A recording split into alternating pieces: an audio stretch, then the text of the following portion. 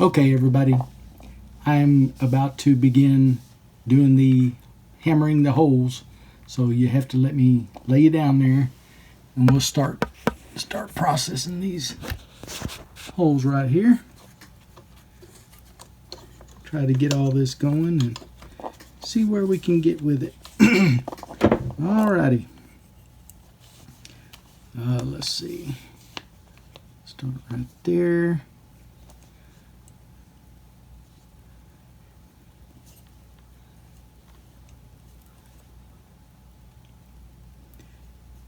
Yeah, as I said earlier, the other video that we did on the scallop belt came out really nice with the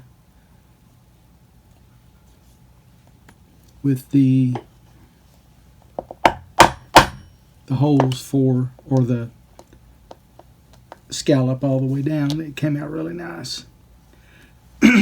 Same thing will happen here. It's a little tedious, but comes out really good, and everything does what it's supposed to. And everything I like is because of this little tool that you can get from Tandy or Springfield, Weaver, all of them have it. It's the little fork tool, or video, or the little punch tool that you can adjust the punches, make them 1, 2, or 4. It goes up to 4, I guess you could say. And what I like about it, all the holes are perfectly even. And as I said, with this one, I'm split that in half. There's 4 in here, and I took out 2 to make it a little wider, so that the stainless steel will fit perfectly down in between there. Once we get the leather cord in there, should come out really good. Be nice and snug, as always. Pull that over. Make sure I'm in the right spot. Tell you what, let me see if I can turn it this way. Maybe you can see a little bit more of it while we're working on it. Like this. All I've got to do is line these up and tap them down through there, and everything comes out real good. Sorry it's taken a while to get the new videos going. It's a little pricey to get some of this leather all bought and, of course, ready to go, but doing pretty good so far. I've got a whole table full of leather that I'm trying to do different projects with, and of course here on the videos it helps because I'm making items and making things that hopefully you guys will enjoy. I really enjoy making them, and hopefully you guys enjoy watching. I told my guy at work, I work in a little, well, I don't work, I volunteer in a little boot and saddle shop, and told him he was making a gun holster, or a gun strap, and I told him, you know what, I'd like to make a guitar strap. So, well, that would be a nice thing to begin on.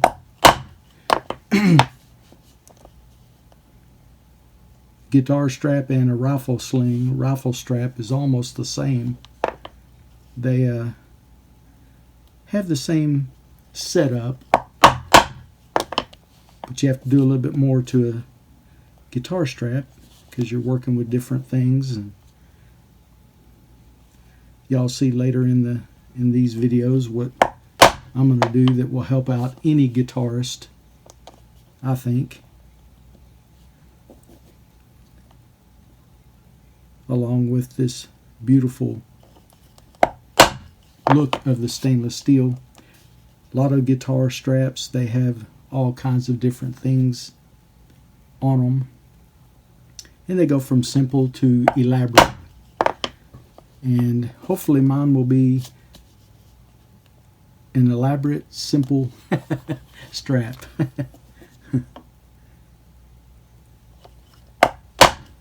Stainless steel will give it some beauty.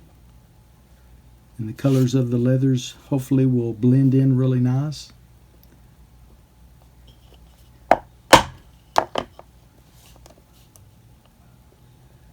And it will be a strap that anybody could possibly use, whether it be electric guitar or acoustic.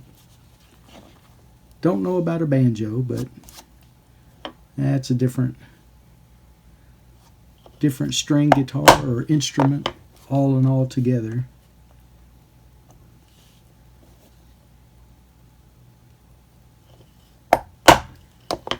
My mother, when she was little, she since passed on, but when she was a little girl, she used to play the piano and the violin. So, and she also played the harmonica. So my mother had a beautiful,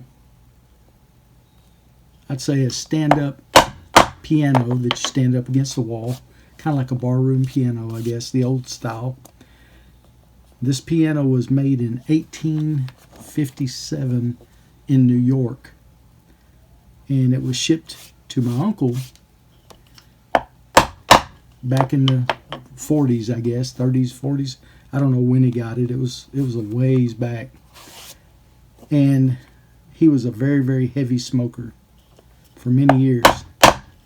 Well, he got a little older and he gave it to my mother. And of course, my mother ended up being a heavy smoker for many, many years. My father and even my stepfather all smoked many years. So, back in the 50s, my uncle, for some reason or the other, painted this piano lime green. Why? I have no idea. Lime green of all colors. So, my mother, after probably 60 years of smoking, not her, but between my uncle, my father, my stepdad, many years of smoke hit that thing. And it was gifted to me before she passed, or right after she passed on. Stepfather told me, he said, "Son, you need to come over and get this piano or I'm just going to give it away. I don't want it to be in the house no more. I can't play the piano. Reminds me of your mom, blah, blah, blah." So I told him, okay. So we went, had a piano company bring it to the house. And I put it in, and it started making my wife sick because of the nicotine smell. So I had a friend of mine come over. Well, what I did, I took bleach every day for about a week and tried to wipe this thing down over and over. I mean, it took a week, and I probably filled up half a garbage bag full of discarded rags that I had used, and it's still ugly nicotine yellow. No way to get it out that I knew of. So I called a friend of mine. He was a wood craftsman. Did a lot of woodworking on projects, and I asked him. I said, "Hey, would you be interested in helping me strip down and maybe restaining or whatever on this piano that I have?" So he came over and looked at it, and he said, "Yeah, I think we can do it." And we took it out into my garage where the shop is, and we opened up the garage door, and for about 3 weeks we commenced on stripping, sanding, and restaining this piano.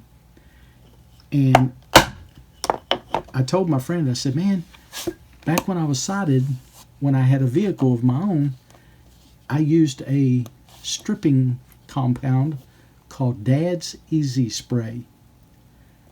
And I could only find it at over at Walmart at the time. This is back in the 90s. And I tell you what, that stuff took that paint off like it was nobody's business. Water soluble. If it touched your skin, it'd eat it. But if you put water on it right after, no big deal. It's gone. So I commenced stripping down the vehicle. Well, anyway, I told him about it. He said, well, let's see if we can get some. So we bought 3 gallons of this Dad's Easy Spray. And honestly, I don't even know if Walmart even sells it anymore. They used to, but I don't know if they do anymore. But we used that Dad's Easy Spray, and we took off like 7 layers of paint, different colors, different thicknesses, but it all came off. He was surprised. He was like, do you realize that this piano is red mahogany? Some of the prettiest wood I've ever seen. I'm like, no kidding. Well, ain't that something? And on the back of the piano is, he has the serial number, the date, and all of it was in pristine condition on the back. No mice have chewed into the wood. No termites, no wood ants. It was never outside, of course, but anything can happen, you know what I mean, after that many years. But it was pristine. So we took a look at the front. It was horrible. He took all the keys out of the piano. They were pure ivory. And he bleached every one of them, named every one of them. He put numbered every one of the black keys and put every one of them in painted them black again as they were before. After putting the black keys in, he put all the bleached ivory keys back in, which came out beautiful white again, and it was just pretty. Well, we went ahead and stripped it all down, and we stained it back the red mahogany stain. And I'll tell you, to this day, that is one beautiful piano. He even took the foot, the little foot down on the bottom. He took it off and painted it black like it used to be.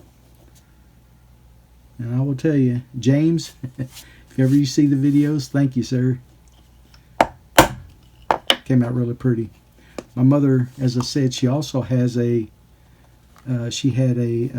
violin. And my mother, before she passed away, actually gave me the violin.